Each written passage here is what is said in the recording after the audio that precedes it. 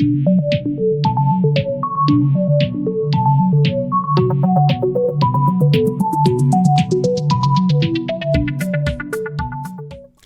everyone, welcome to the Thinking Crypto channel. I hope you're doing well.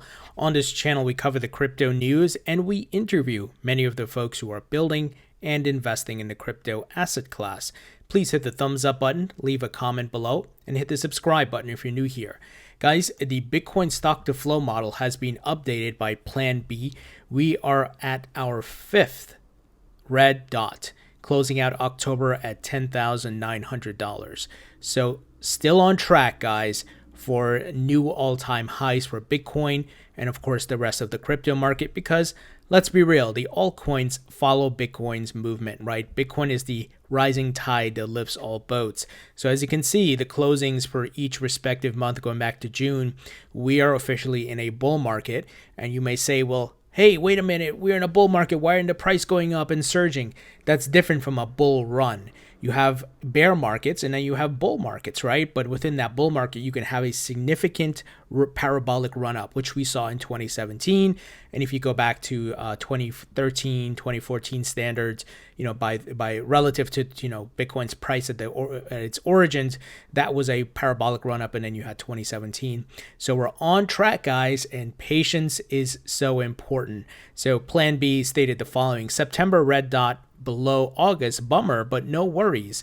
This also happened in January and March 2017. In fact, it marked 2017 Bitcoin phase transition. So we all know what happened in later in 2017, right? So sit back and watch the price slowly rise. And we're waiting for that next parabolic run up. We see a lot of the institutional monies here. The regulations are being rolled out. So things are looking good. Here's another image which outlines just the historic price points for Bitcoin going back since its origin in 2010. And it speaks to October 1st, so just October 1st. But it's a good indicator of how patience is important because the price of Bitcoin was once below a penny. It was at 0.06, right? Then in 2011, it was $5. 2012, it was $12.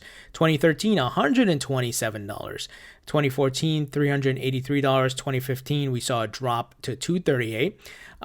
2016, it was at $614. And guys, I kid you not, I wish I had a time machine to go back and even buy at this point. The reason being, this is when around the time a friend told me about, it was in 2016, a friend told me about crypto and I didn't pay attention, guys, but I could have got Bitcoin, below here, $700. I mean, right? So now I'm like kicking myself. And, in 2017, in October 1st, it was 4,388. I remember this. I was still buying at this point.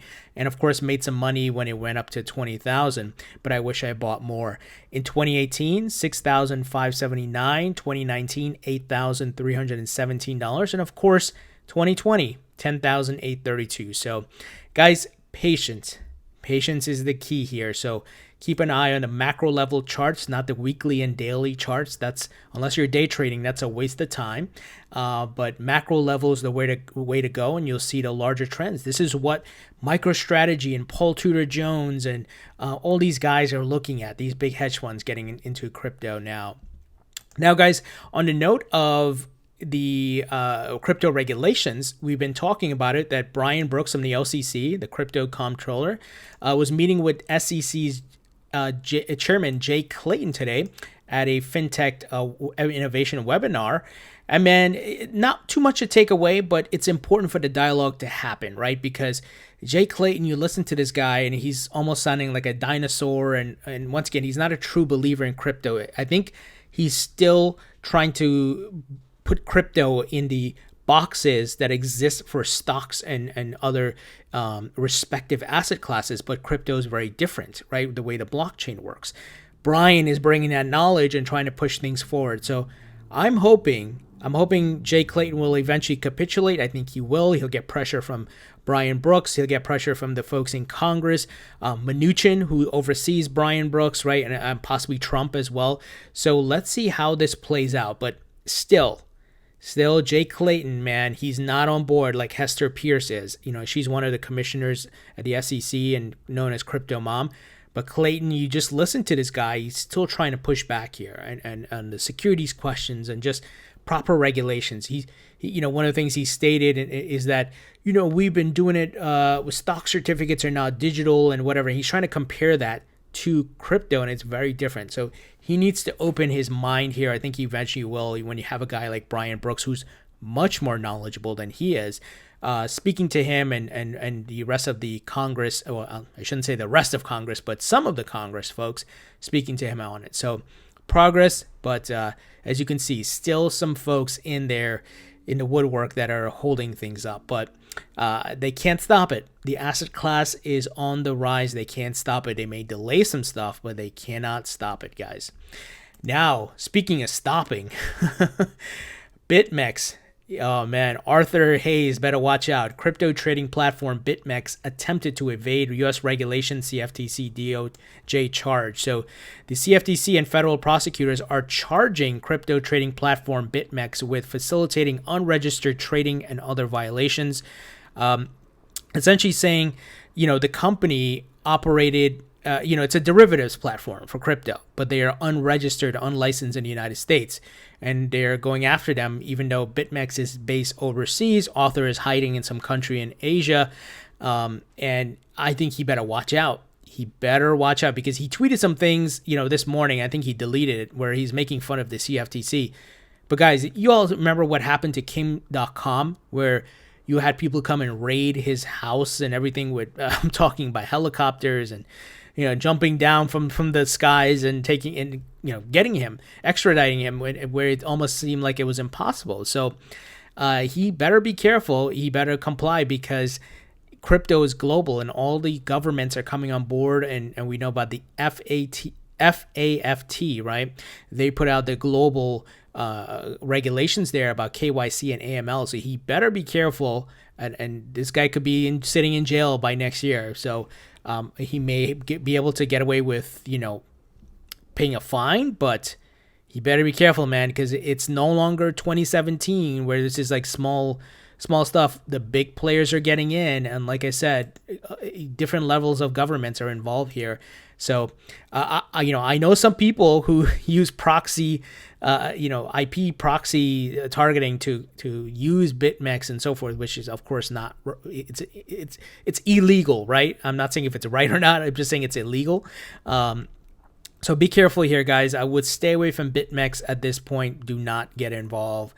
I think if Arthur doesn't comply and get some things in order, they're gonna come find him. You're gonna see this guy get arrested. I kid you not, because of where this market is going, and a prime example of where this market is going. Diginex stock goes live on Nasdaq following $50 million in SPAC and private funding. So you may say, what does that have to do with crypto? Well, blockchain services firm Diginex has become the first crypto exchange operator to list on the Nasdaq. See where we're headed, guys? This new asset class is taking off. It's going to have the same infrastructure as the stock market and the other asset classes, guys, fully regulated. And these companies are going to be publicly traded. We've heard about Coinbase, Ripple, and others looking to do IPOs. So the stock went live Thursday morning under the EQOS ticker symbol, a nod to the firm's Equios, if I'm saying that right, .io trading platform. So these companies that own crypto exchanges or just crypto exchanges themselves are going to go public. And that's going to give more visibility to the crypto market. It's also going to show that it's a viable industry, that the companies in the crypto market are profitable. They're generating revenue, they're profitable, they're expanding, they're hiring, mergers, acquisitions, and that is a critical part of the growth and maturation of the market. So great to see this happening, guys. We're seeping into the mainstream in different avenues here. Obviously through just the financial exposure, companies going public and all that.